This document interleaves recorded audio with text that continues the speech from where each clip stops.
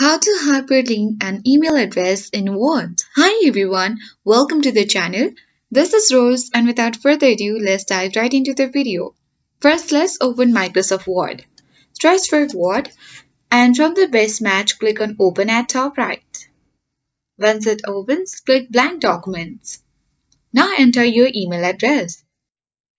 Once you have done that, you simply need to select your email address in your Microsoft Word.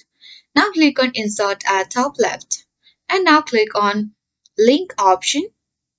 You simply need to find the link from your link section and now choose email address in order to link to your email address. Enter the email address and after that you can easily click on Recently Used Email Address and enter here as well. Or let's copy this.